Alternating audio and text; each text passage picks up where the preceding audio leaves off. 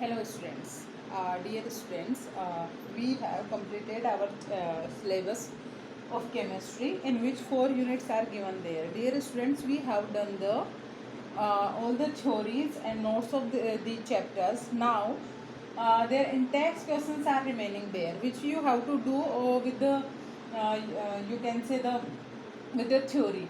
But maybe if you have not done these, we are going to solve them now one by one, because we have lots of time to revise the syllabus. Okay students, so today I am going to explain you, I am going to tell you about the in-text question of this chapter, the chapter number 4, which is given there. One by one we will do the another chapters also. So the question which is given in text in the book, which is given there, the first question is that on the basis of Thomson's model of an atom, explain how the atom is neutral as a whole. You have asked that how you can say according on the basis of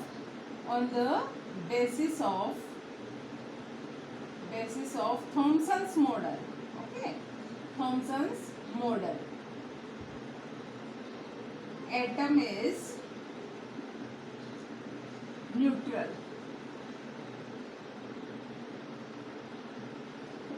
Okay, you have asked that how atom are neutral electrically.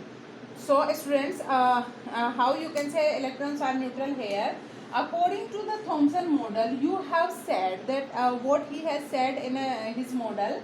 Thomson said in an atom, the positively charged particles are distributed equally into the atom. Okay, and with that the negative charged particle also embedded with them, कि negative particle जितने हैं उनके साथ में negative particles भी क्या है, equally distributed है. Means the number of electrons और प्रोटॉन्स आर, यानी कि opposite charge are equal in the this model, so that we can say the equal positive and negative charge make them electrically neutral, क्योंकि दोनों charge एक दूसरे को क्या कर देंगे, they neutralise each other. Because of that neutralisation they neutralize the effect of each other and they make it electrically neutral. So you can say because of the equal number of electrons and protons according to the Thomson's model, they are this is the electrically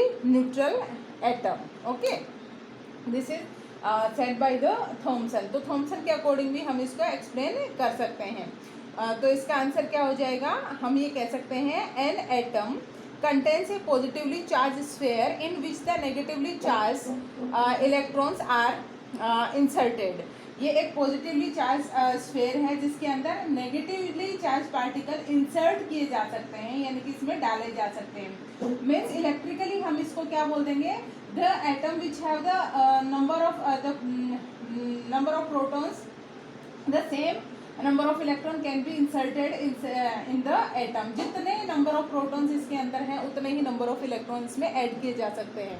तो electrically क्या हो गया, ये electrically हम इसको क्या कह देंगे, न्यूट्रल कह देंगे. तो हम क्या बोल सकते हैं, 10 एन इलेक्ट्रॉन यानी कि negatively charge particle and a proton that is a positively charge particle neutralise each other so that it is neutral in nature. Got it? So this is the answer of this question. Now in the second question, what you have asked, on the basis of Rutherford model of an atom, which subatomic particles is present in the nucleus of an atom. आपसे पूछा गया है कि Rutherford के model में, है ना, nucleus के अंदर कौन सा चार्ज पार्टिकल है वो मिला था या पाया जाता है, ये पूछा गया on the basis of Rutherford's model. Okay, तो रदरफोर्ड ने क्या बताया था, we all know that the nucleus is discovered, nucleus of an atom is discovered by the Rutherford by his which experiment, the experiment of scattering of alpha rays, है ना. तो उनका Rutherford का स्कैटरिंग एक्सपेरिमेंट था, scattering of particles, जिसमें अपन ने देखा था the alpha particle goes through the gold foil and some of them come back, and most of them goes through that. The particles which come back from the part of that atom, that was known as a nucleus. ये क्या कहलाया? Nucleus कहलाया. ठीक है. और इस nucleus को कौन सा चार्ज देखा उसके अंदर? रदरफोर्ड ने बोला it is a positively charge. कैसा है ये? Positively charge. क्योंकि इसके अंदर न्यूट्रॉन भी बाद में मिले थे. तो neutron do not have any charge, it's a neutral particle. So the electrically you can say the nucleus of an atom is a positively charge area और स्पेस इन द एटम. अपन बता सकते हैं easily. Got it. Next you have asked draw a sketch of Bohr model of an atom in by showing the 3 cells. है ना. Bore का जो model है उसमें 3 शेल बनाते हुए अपने को बताना है. तो मान लिया पहले अपन ने किसको शो कर रहे हैं? दिस इज अ, इसको मैंने बना दिया क्या? न्यूक्लियस बना दिया. ठीक है. ये डार्क पूरा पार्ट क्या हो गया? इसका न्यूक्लियस हो गया. फर्स्ट शेल हम बनाएंगे. फर्स्ट शेल क्या कहलाती है? That K shell. Okay. Another second shell L shell. And third shell you can show with the different colors also. हम अलग अलग कलर में भी इन सेल को क्या कर सकते हैं? शो कर सकते हैं. तो इस तरह से हम क्या बता सकते हैं? इसमें डिफरेंट टाइप के शेल्स को अपन रिप्रेजेंट कर सकते हैं. तो first shell is known as the K, second shell is known as the L and third one is the M. So these are the 3 distribution of 3 shells. तो ये अलग अलग क्या हो जाएंगी? शेल हो जाएंगी. ये हमें ड्रॉ करके बताना है इसमें. Next, what do you think would be the observation if the alpha particle scattering experiment is carried out using A foil of a metal other than the gold? क्या आपको लगता है कि गोल्ड के अलावा किसी दूसरे में ये अल्फा स्कैटरिंग एक्सपेरिमेंट पॉसिबल हो सकता था? तो इसके लिए क्या है? In the alpha particle scattering experiment when any other metal foil is used instead of the gold, the observation would remain the same.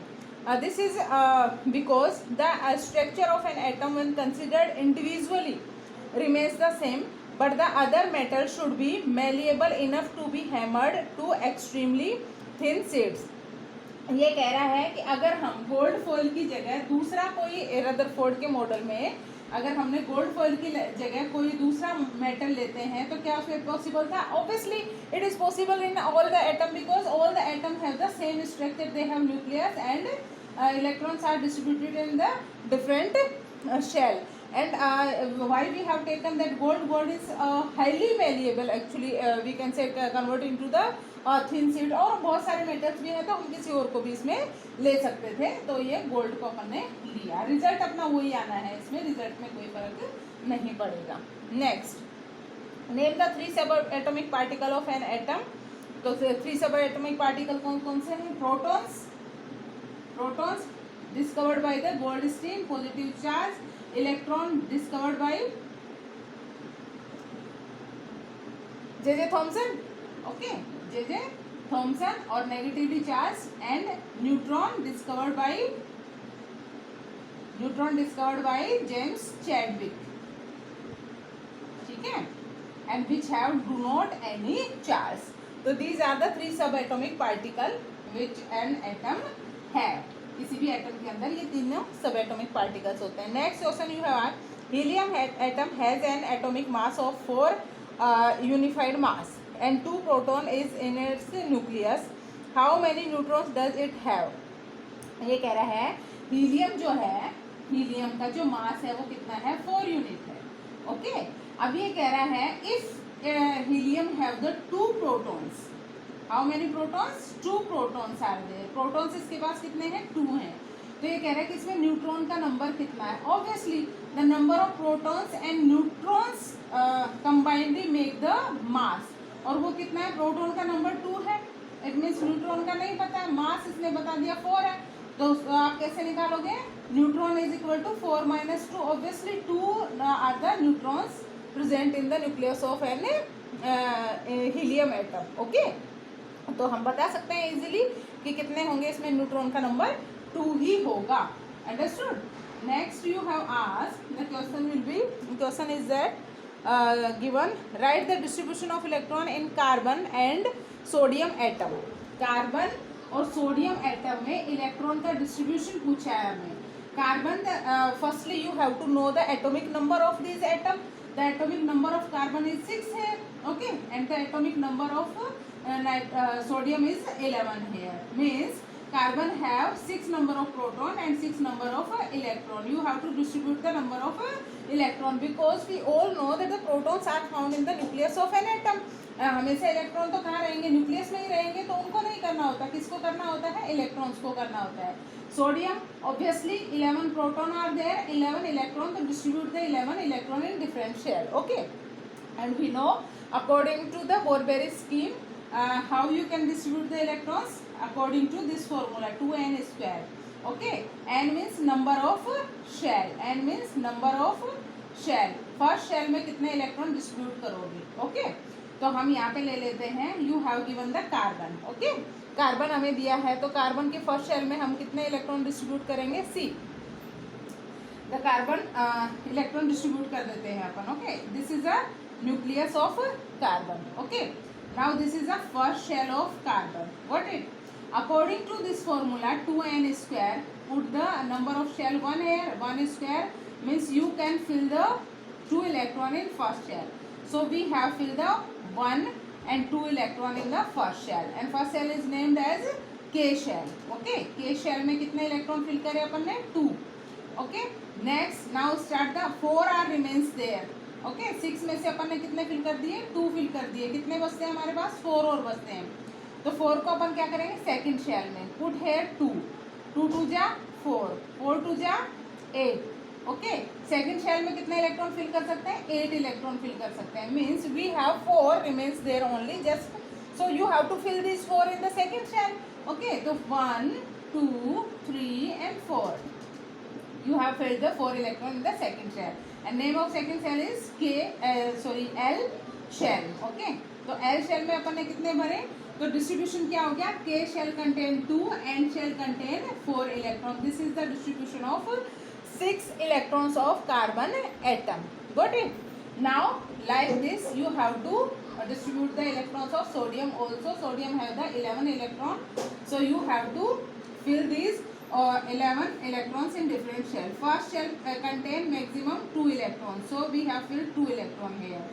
Now start the second shell, that can contain the 8 electrons, so we have filled the 8 electron. 8 and 2 10 electron we have already filled. What is remains there, 1 electron is remains there only, so make the another one, that is the third shell. So you can fill the 1 electron in the last shell, that is the third shell.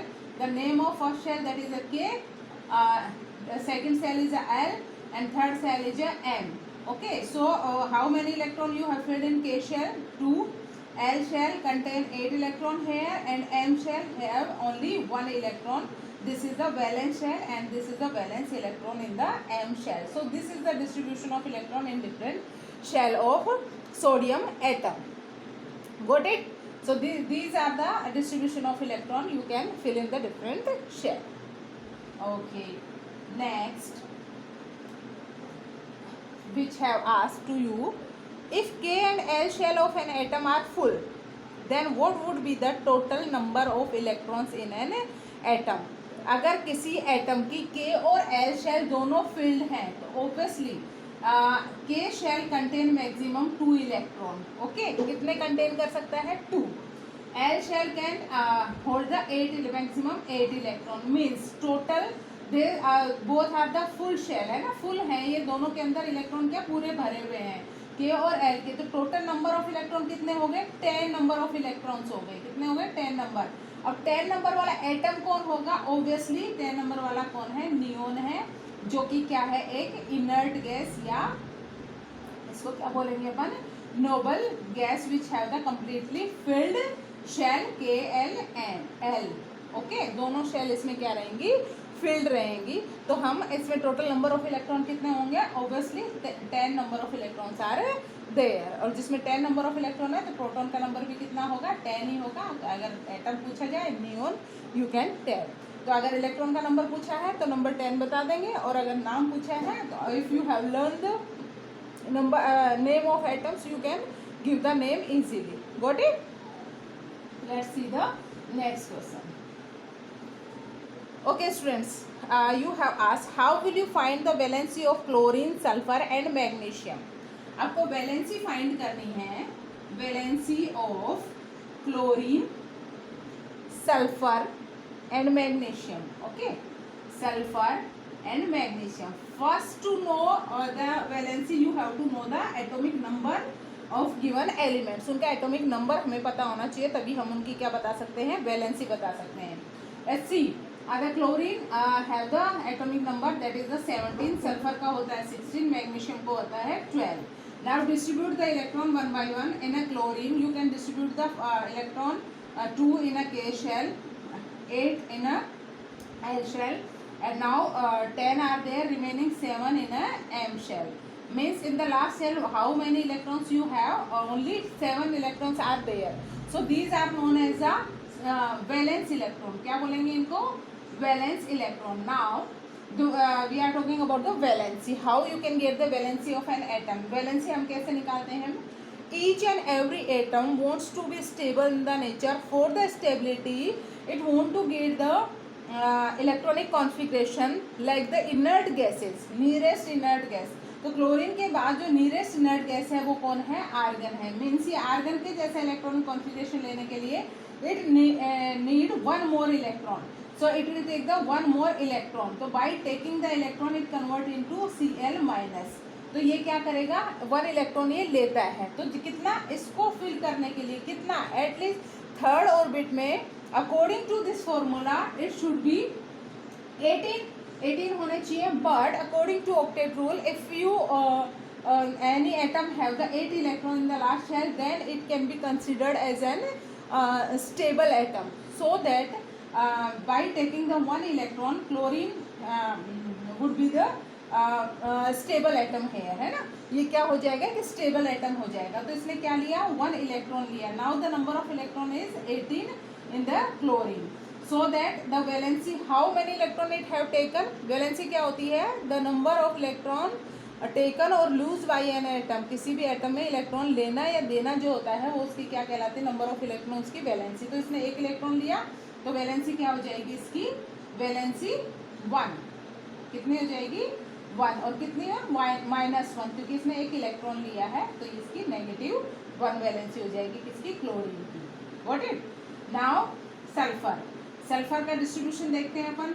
Sulphur 16, 2, 8, 10 and 10 is there and 6 is remaining there. Means it needs 2 more electron to make that valence shell complete. इसको 8 complete करने के लिए कितने चाहिए? 2 electron चाहिए. तो इसकी valency क्या हो जाएगी? 2 हो जाएगी. ठीक है. अब इसके बाद हम बात करते हैं किसकी? इसने क्या पूछा है? वैलेंसी इनकी पूछी है तो इसकी वैलेंसी कितनी होगी? 2 हो जाती है इनकी वैलेंसी. Now magnesium. अब हम क्या करेंगे? मैग्नीशियम की बात करते हैं. मैग्नीशियम कितने नंबर पे? 12 नंबर पे. 2, 8 and 2. In the last shell how many electron? 2 are there. इसको 8 कंप्लीट करने के लिए कितने चाहिए? 6. इससे बेटर क्या है? It lose the 2 electron from the last shell and make it previous shell complete. Previous shell को क्या कर ले? कंप्लीट कर ले. तो इसके लिए क्या करेगा? 2 को डोनेट कर देगा. डोनेट करने पे इसकी वैलेंसी क्या हो जाएगी? इसने 2 इलेक्ट्रॉन डोनेट किए तो ऑब्वियसली +2. इसने 2 इलेक्ट्रॉन लिए थे, इसकी -2. तो इनकी वैलेंसी क्या हो जाती है? Because of the distribution of electron like this इसकी वैलेंसी क्या हो जाएगी? -1.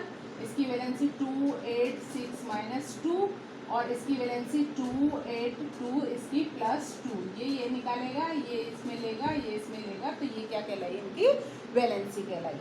I hope you understand about the valency. Got it. Next, if the number of electron in an atom is 8 and the number of proton is also 8, then what is the atomic number of an atom and what is the charge of an atom. ये कह रहा है अगर किसी atom में electron का number भी 8 है और प्रोटॉन का नंबर भी क्या है? 8 है.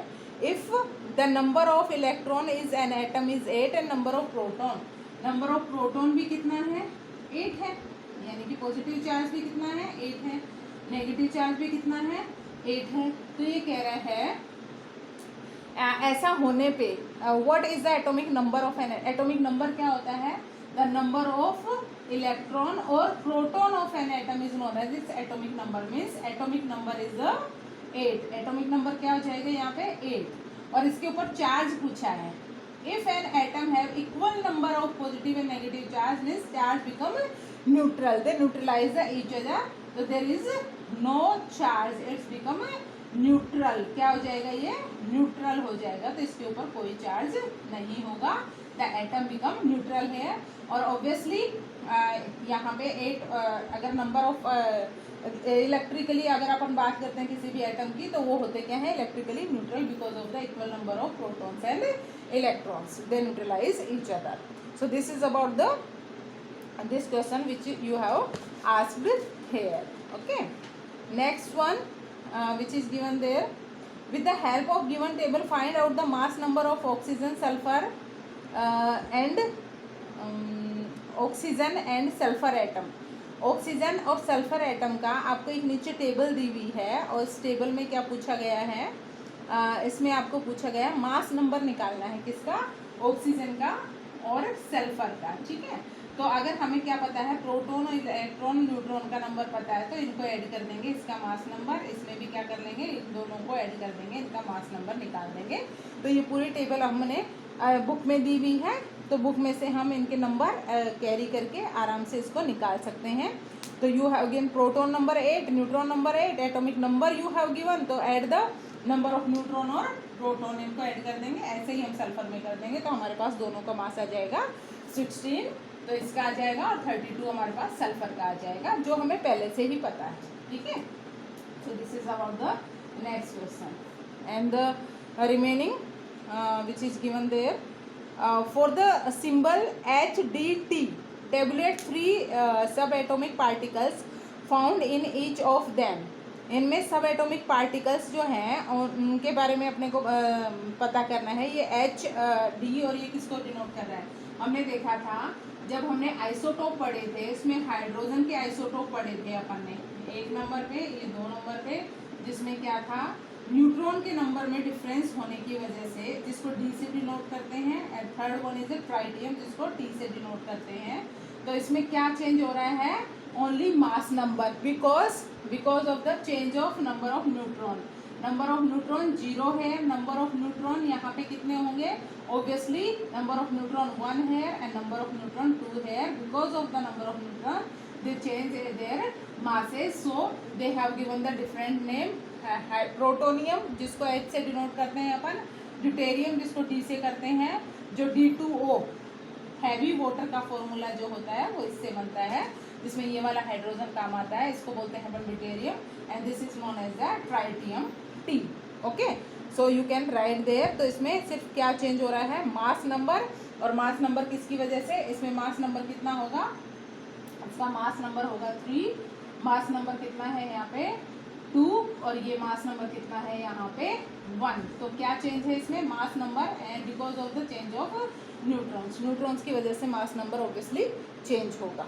Okay, so isotope in next question you have asked about the isotopes and isobar which we have done in the chapter also.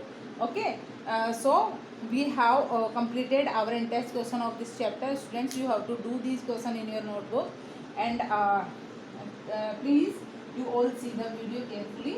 In the next video we will do the another next question of another chapter. Thank you.